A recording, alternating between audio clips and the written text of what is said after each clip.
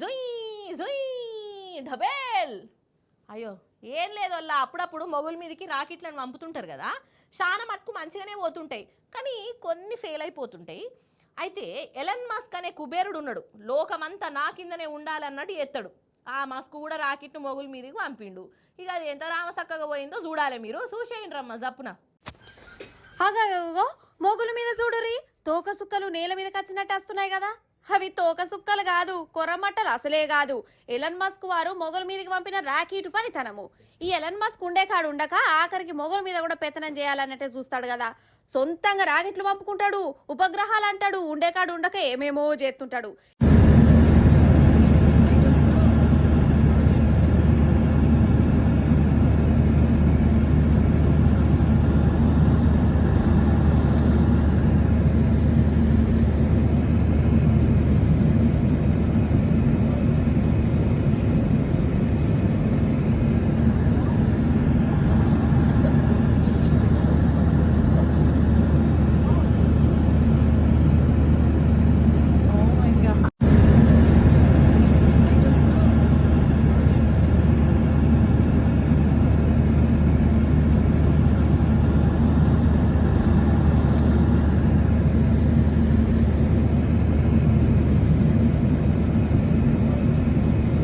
ఇక గిట్లనే మొగుల మీద రాజునైదామని రాకెట్ పంపిండు.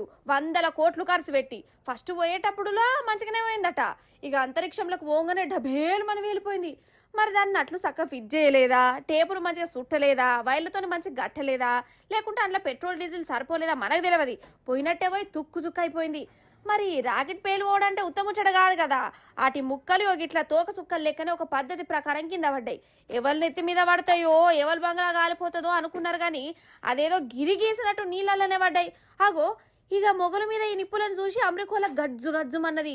గ్రహాంతర వాసులే దిగుతుర్రో లేకుంటే యుగాంతం అవుతుందో అని గావర గావరయ్యారు. అటెనక పాన నిమ్మలే వేసుకున్నారు.